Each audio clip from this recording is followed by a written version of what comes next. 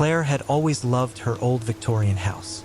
It had character, charm, and plenty of space for her to pursue her hobbies. But ever since she had moved in, she couldn't shake the feeling of being watched.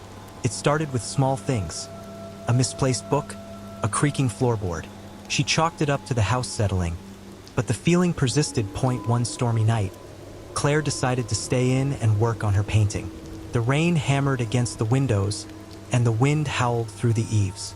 Lost in her work, she barely noticed the whispers at first. They were faint, almost indistinguishable from the wind. But as the night wore on, they grew louder, more distinct. "Claire, help us, please." She froze, paintbrush in hand.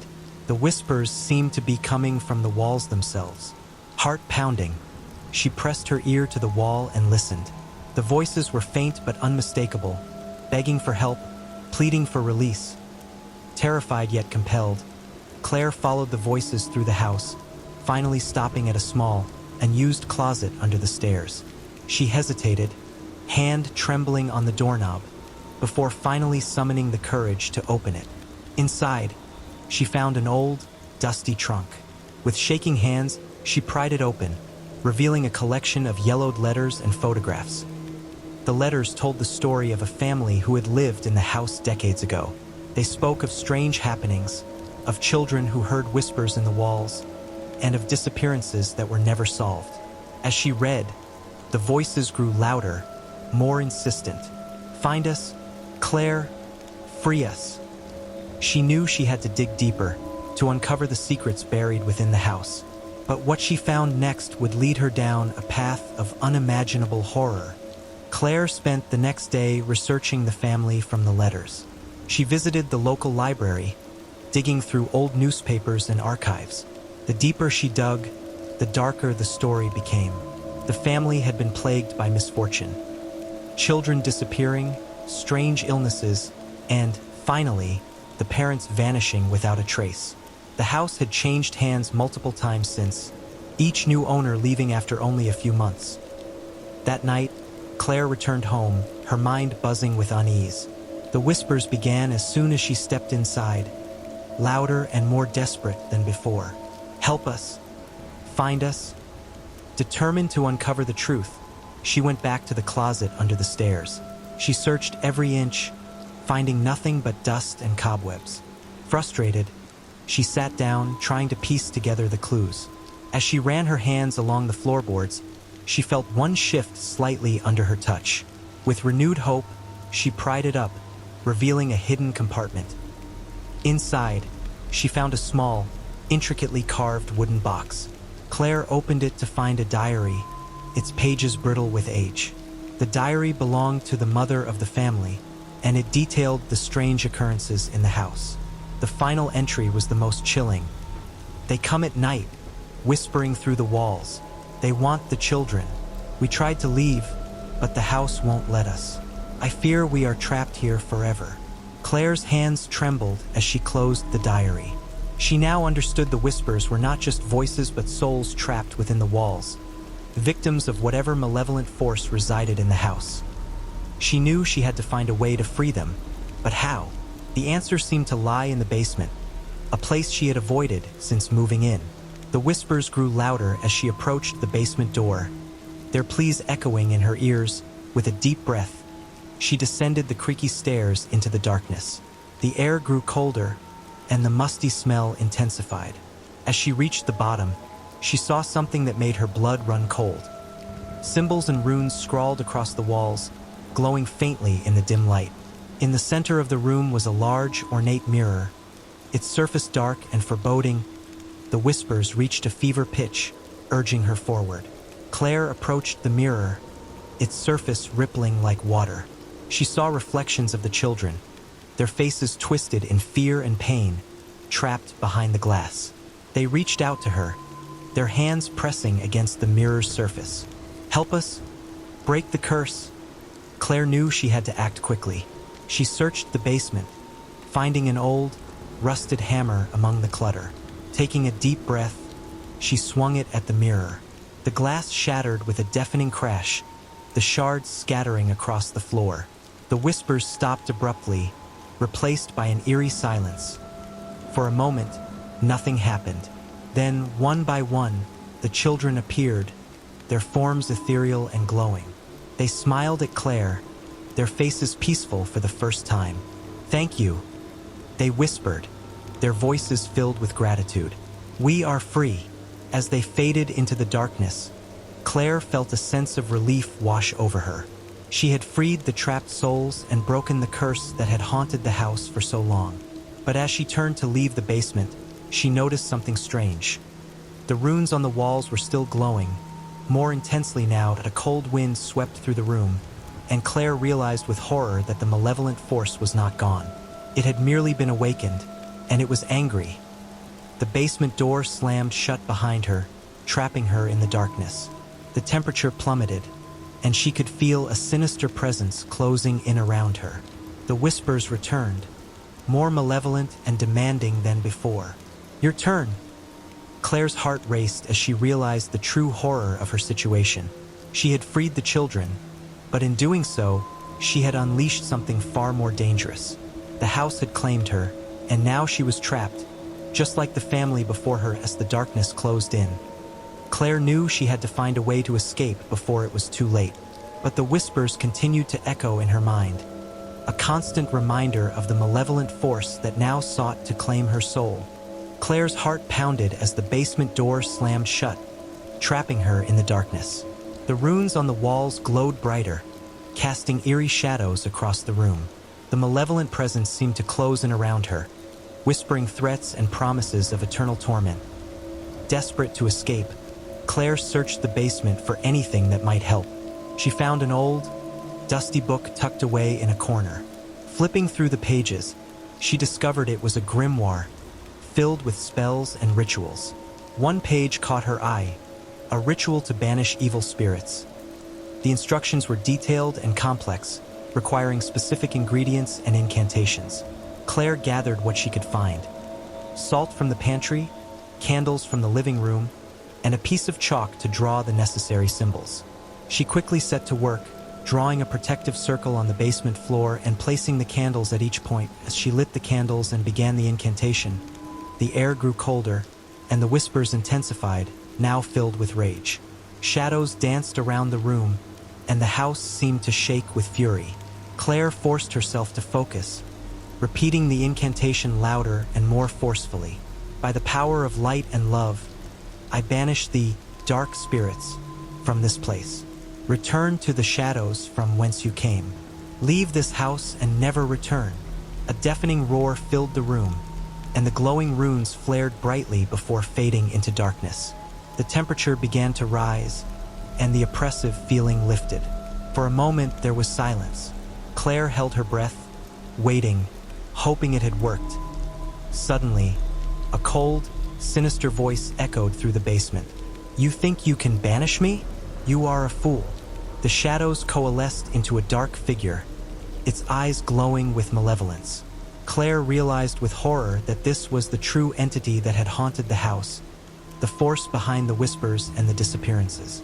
It was ancient and powerful, far beyond anything she had imagined. Desperation surged through her. She had to find a way to stop it, to protect herself and her home. She glanced at the grimoire, flipping through the pages frantically. She found a final, desperate spell, a binding ritual that could trap the entity but at a great personal cost. With no other options, Claire began the binding ritual, drawing on every ounce of courage and strength she had left. As she chanted the incantation, the entity laughed, its voice dripping with contempt. "You cannot bind me. I am eternal." But Claire continued, her voice growing stronger, filled with determination. The entity's laughter turned to rage as it realized the power of her resolve. Shadows writhed and twisted, trying to break free, but Claire held firm. "By my will and the power of this place, I bind the dark spirit. You shall harm no one ever again. I sacrifice my freedom to trap you, to protect the innocent." A blinding light filled the basement as the ritual reached its climax. The entity screamed, a sound of pure, unbridled fury, as it was pulled into the binding circle. The light intensified until Claire could see nothing but white, When the light finally faded, the basement was silent. The runes were gone, the shadows dispelled. Claire lay on the floor, exhausted but victorious. She had done it. She had bound the entity and freed the house from its malevolent grasp. But as she tried to stand, she found herself unable to move. The price of the binding ritual became clear. She was now bound to the house, just as the entity had been. She could never leave, her soul forever tied to the place she had saved. Years passed, and the house stood empty, a beacon of eerie calm in the neighborhood. No more whispers haunted its halls. No more shadows loomed in the corners. Claire's presence kept the house safe, a guardian spirit watching over it. And on quiet nights, if one listened closely, they might hear a faint, comforting whisper. "You are safe now. I am here." Jason was a typical teenager, more interested in video games than his family's stories about their haunted house. He laughed off their tales of ghostly apparitions and unexplained noises. But one night, home alone and bored, he decided to test the stories. He set up his gaming station in the living room, facing the large bay window that looked out onto the street. Hours passed, and Jason became engrossed in his game, barely noticing the shadows lengthening outside. As midnight approached, he caught a flicker of movement from the corner of his eye. A man was standing outside, staring directly at him through the window. Jason's heart skipped a beat. The man was tall, with a gaunt face and hollow eyes that seemed to pierce through the glass. Jason jumped up, closing the curtains with trembling hands. He tried to convince himself it was just his imagination, but the feeling of being watched persisted. Minutes later, he heard a soft tapping on the window. He froze, his breath catching in his throat. The tapping grew louder, more insistent, until it was a frantic knocking. Summoning all his courage, Jason peeked through the curtain. The man was still there, his face now twisted into a grotesque grin. In his hand, he held a note, pressing it against the glass. Jason squinted to read the hastily scrawled words.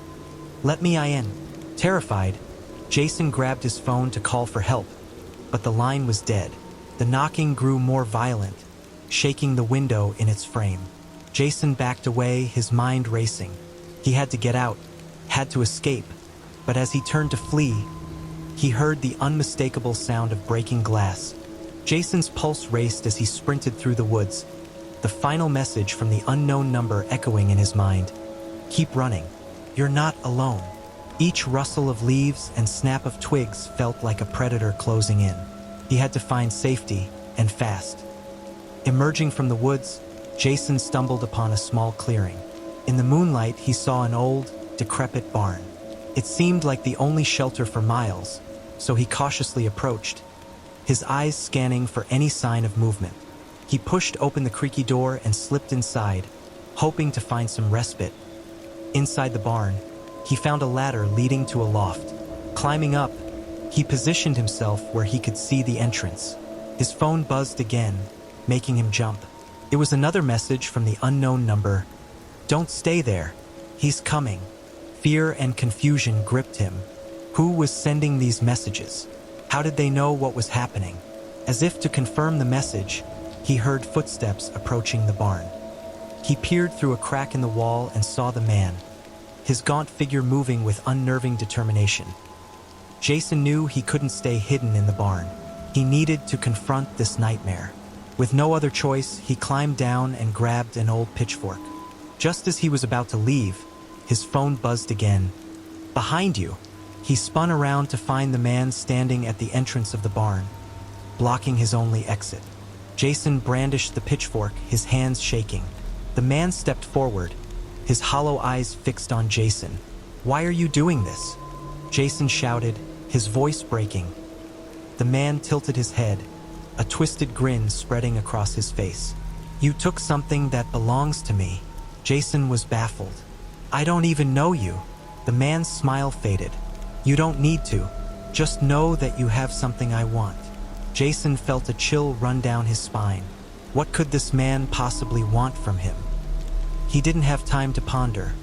The man lunged at him. Jason swung the pitchfork, but the man was unnaturally fast, dodging the attack and knocking Jason to the ground. In the struggle, Jason's phone skittered across the floor, lighting up with another message. Use the light. Grabbing the phone, Jason pointed it at the man, and the screen illuminated his face. To Jason's shock, the man recoiled, hissing in pain. The light seemed to weaken him. Seizing the opportunity, Jason shone the phone's flashlight directly at him. The man howled, his form flickering like a bad TV signal. Stop! The man screamed, his voice distorted. You don't know what you're doing. Jason didn't relent. He pushed the light closer, and the man's form began to disintegrate, pieces of him dissolving into the air. With one final, ear-piercing scream, the man vanished, leaving only silence and the faint smell of ozone behind. Jason collapsed to the ground, panting. The barn was eerily quiet, the terror seemingly over. As he caught his breath, his phone buzzed one last time. The message was simple: you're safe, for now. Confusion mixed with relief as Jason exited the barn. He didn't know who had been helping him, but he was grateful. He began the long walk back to his house, the adrenaline slowly ebbing away.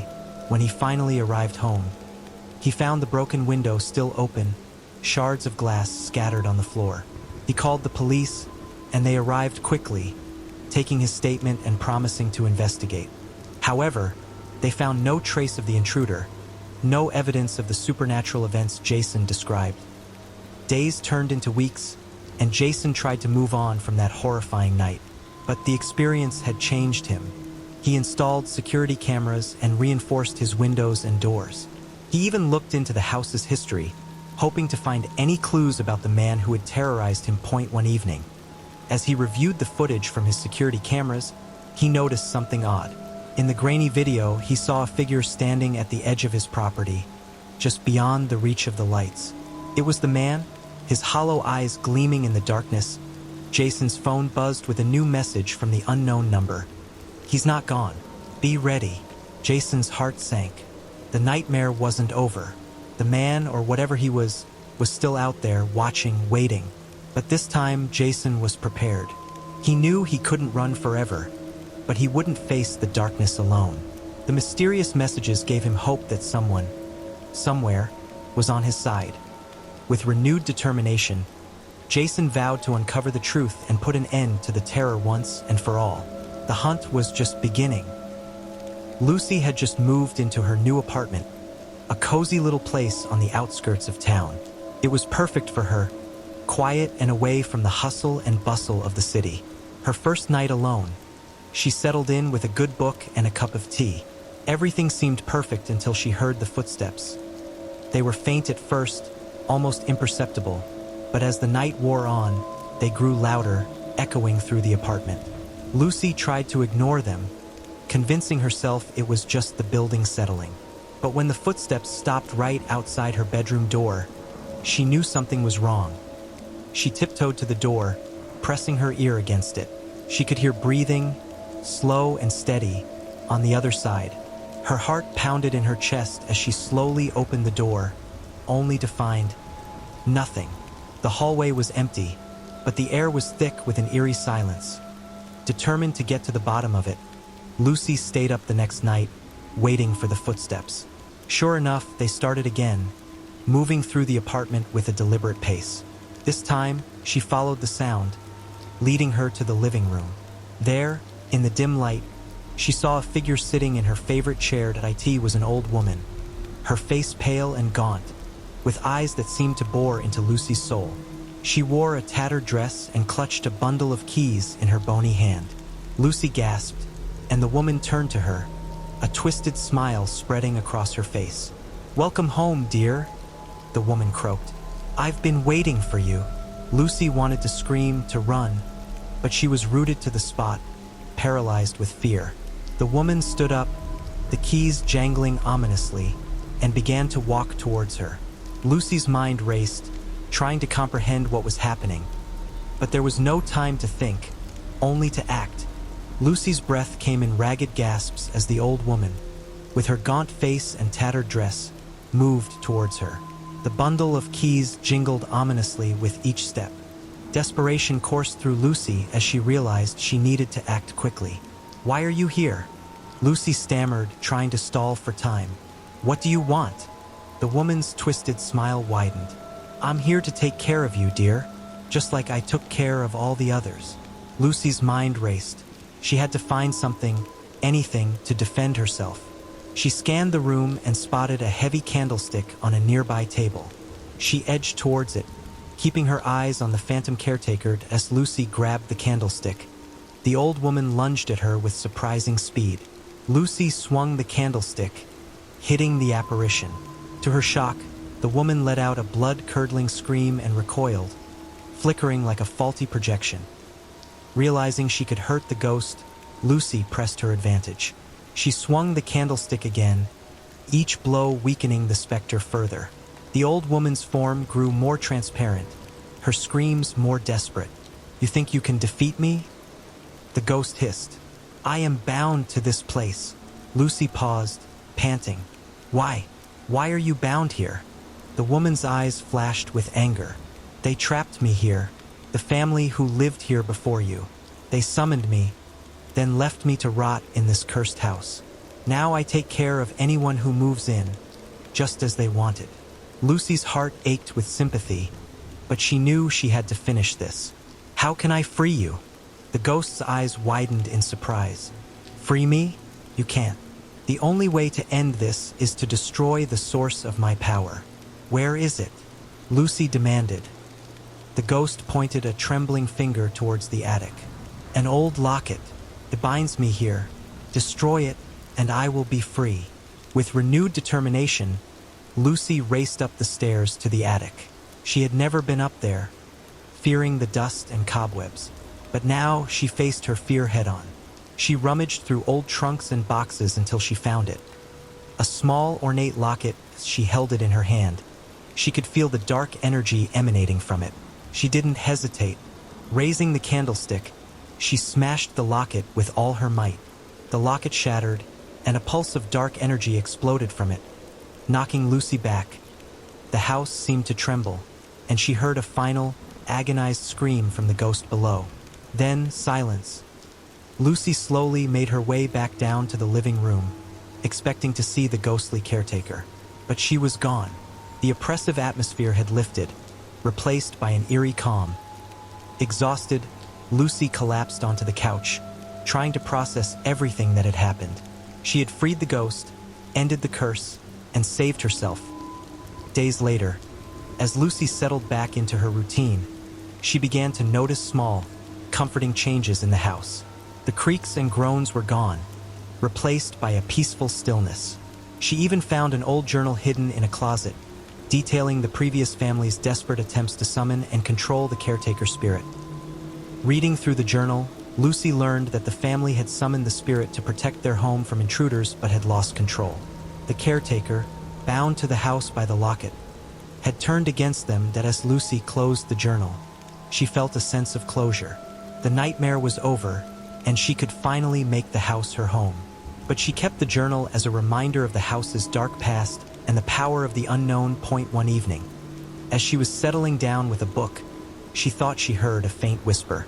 Her heart skipped a beat, but the whisper was soft, gentle, almost grateful. "Thank you." Lucy smiled, feeling a sense of peace wash over her. She had not only freed a tormented spirit, but had also found a deeper connection to her home. And for the first time since moving in, she felt truly safe.